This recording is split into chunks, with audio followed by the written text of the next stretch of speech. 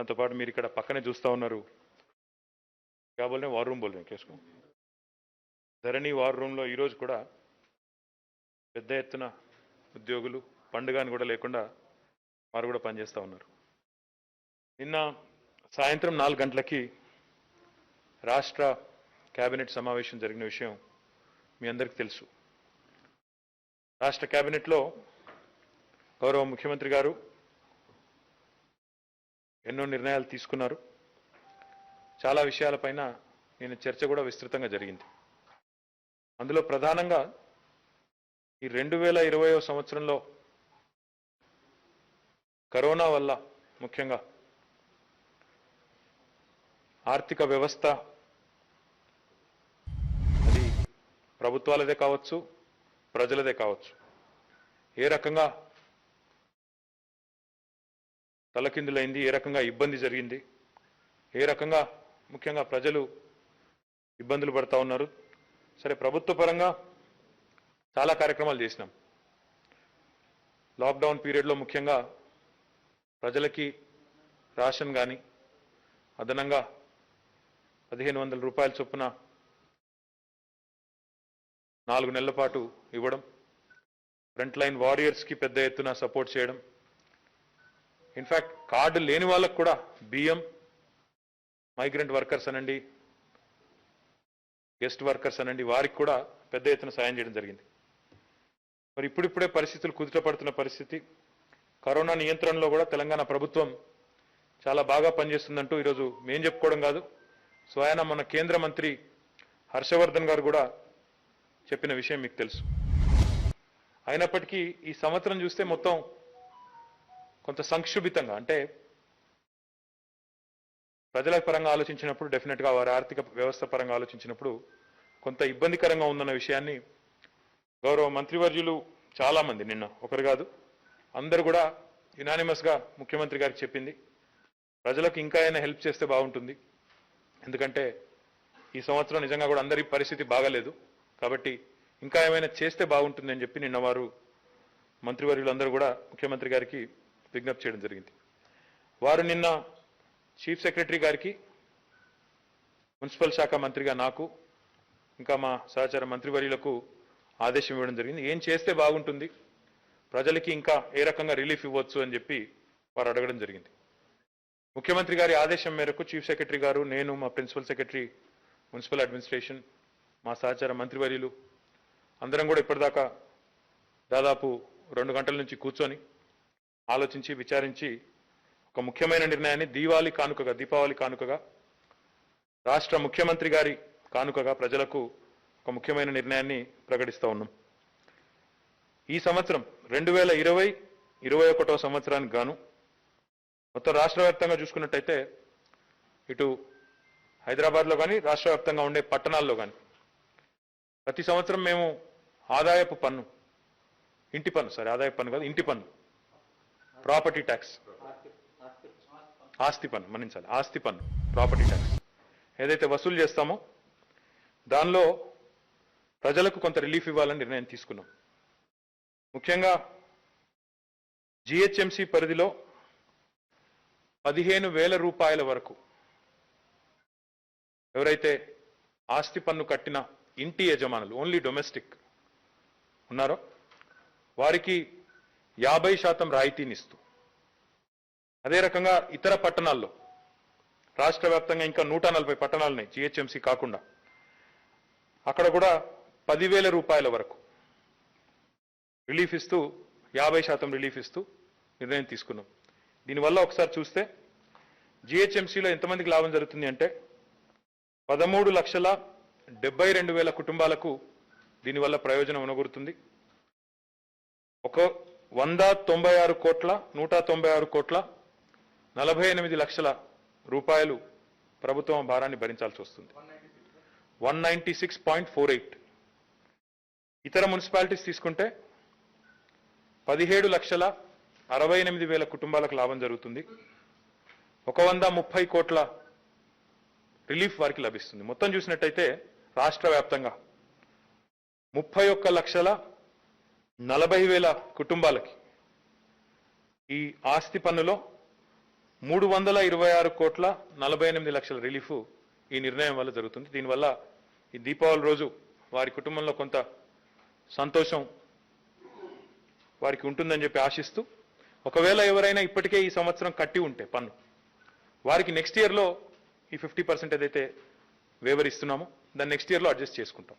కాబట్టి మళ్ళొకసారి నేను చెప్తాను మీకు, జిహెచ్ఎంసీ పరిధిలో 15,000 రూపాయల వరకు ఇంటి పన్ను కట్టే, ఆస్తి పన్ను కట్టే ఇండ్లు అంటే డొమెస్టిక్ ఏవైతే ఉన్నాయో వారికి 13,72,000 కుటుంబాలకి మొత్తం కలిపితే 196 కోట్ల 48 లక్షల రూపాయల రిలీఫ్ వారికి లభిస్తుంది.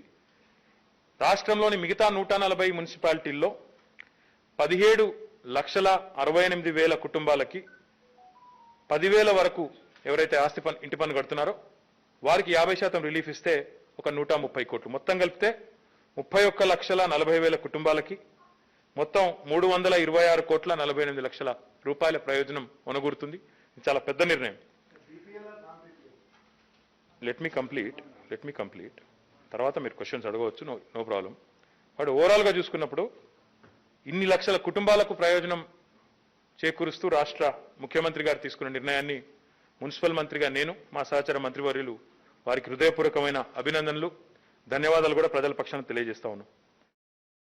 మళ్ళీ నేను చెప్తా ఉన్నాను, ఇదివరకు ఎవరైనా కట్టి ఉంటే, ఆల్రెడీ 100% కట్టిన వాళ్ళు ఉంటే వారికి 50% రిలీఫ్ ఇస్తున్నాం. కాబట్టి నెక్స్ట్ ఇయర్ ఏదైతే ఇంటి పన్ను ఉంటుందో అందులో అడ్జస్ట్మెంట్ చేసుకోవచ్చు, అక్కడ it will be adjusted there. The second thing I wanted to announce,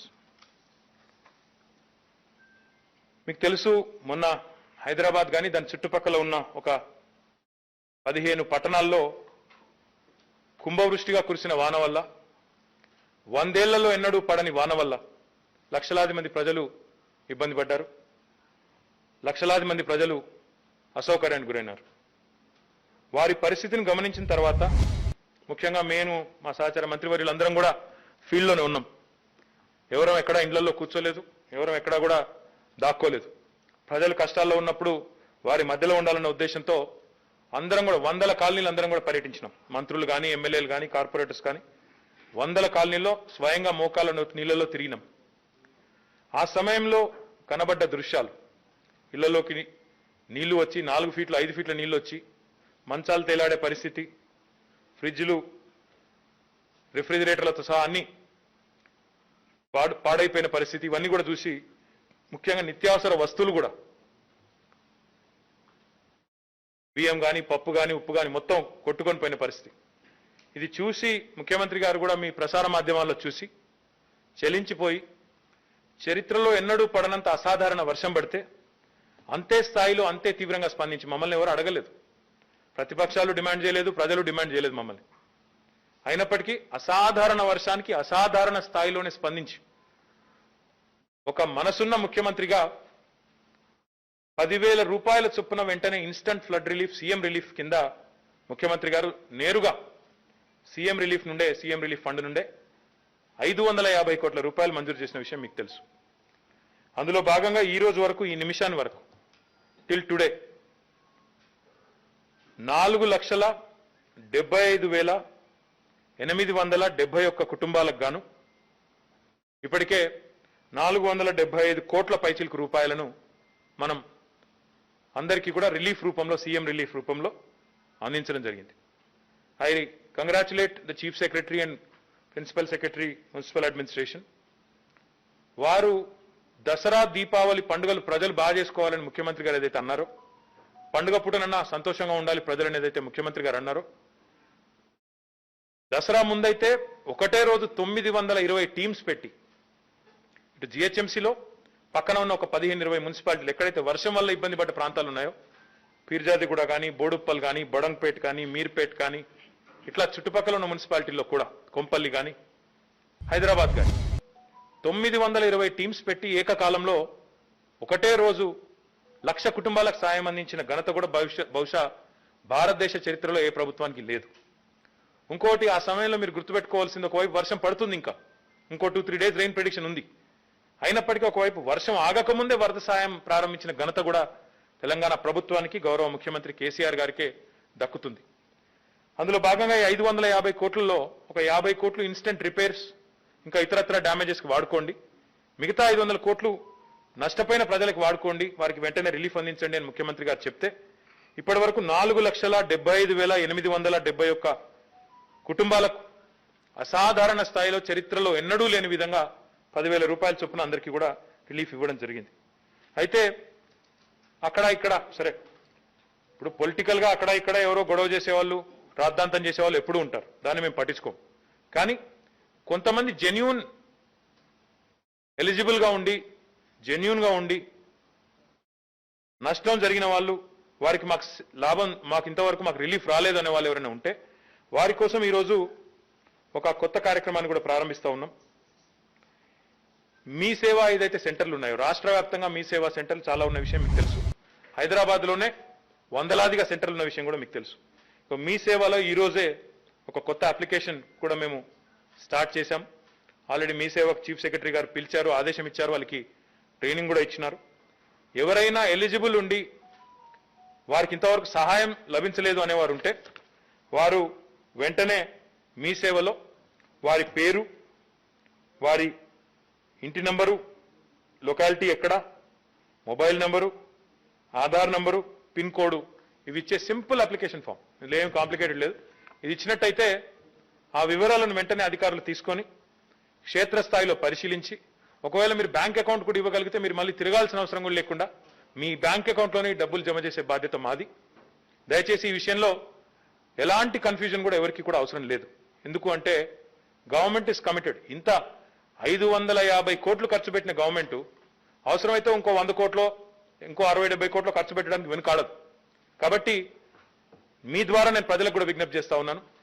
ఎవరైతే ఈ వరద ప్రభావిత ప్రాంతాల్లో ఉన్న ప్రజలు ఉన్నారో, జెన్యూన్ గా ఉండి మాకు నష్టం జరిగిందనే భావనలో ఉన్నారో, దయచేసి మీ అందరికీ మేము అప్పీల్ చేస్తా ఉన్నాం.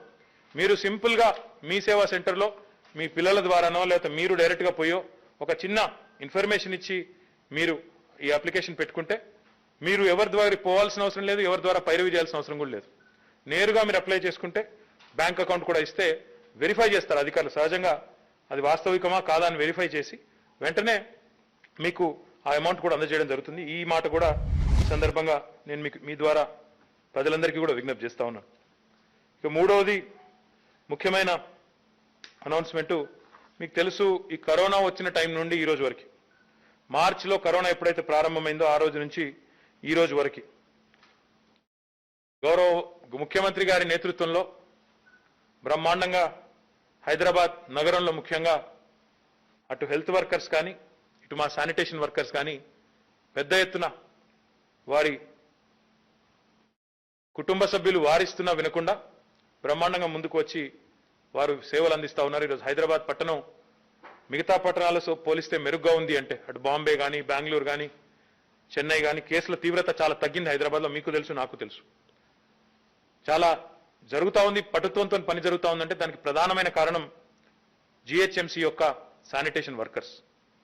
గౌరవ ముఖ్యమంత్రి గారికి శానిటేషన్ వర్కర్స్ పట్ల ప్రత్యేకమైన అభిమానం, ప్రేమ ఉన్న విషయం మీకు తెలుసు. నాకు తెలిసి బహుశా చరిత్రలో ఏ ముఖ్యమంత్రి కూడా చేయని విధంగా తన సీఎం కార్యాలయంలో మీటింగ్ పెట్టి జిహెచ్ఎంసీ వర్కర్స్ అందరితో కూర్చొని గంటల పాటు సంప్రదించి సఫాయ్ అన్నా నీకు సలాం అన్నా అని చెప్పి సల్యూట్ కొట్టి, మీరు చేసే సేవల వల్లనే ఈరోజు హైదరాబాద్ మహానగరం ఒక ఇమేజ్తో, ఒక బ్రాండ్ ఇమేజ్తో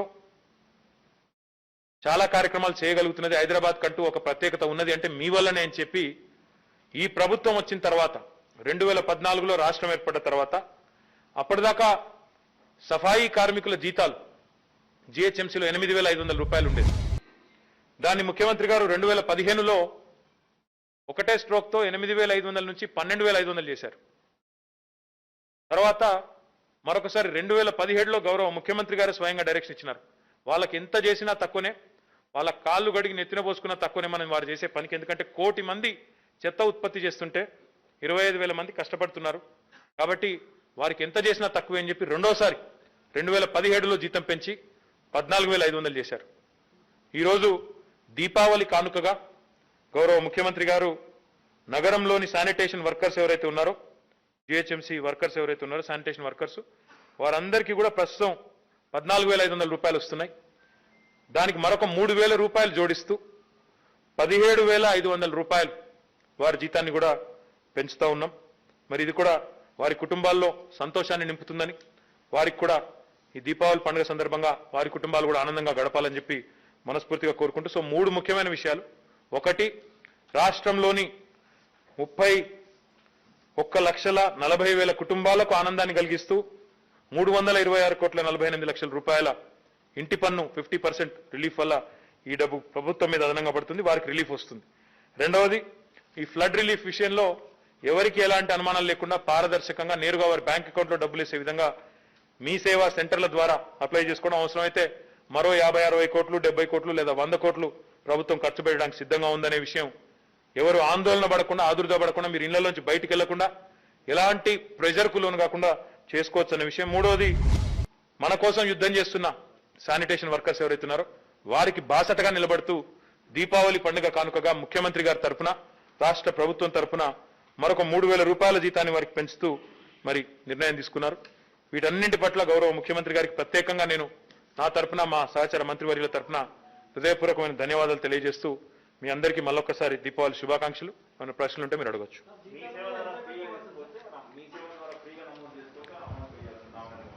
అది ఒక స్మాల్ అమౌంట్ ఏదో ఉంది, 20 రూపాయలు 25 రూపాయలు ఉంది. It's not a big amount. 10,000 రూపాయలు వారికి సహాయం వస్తున్నప్పుడు అవసరమైతే అది కూడా వేవ్ చేయడానికి కూడా ప్రభుత్వం సిద్ధంగా ఉంటుంది. Will consider it.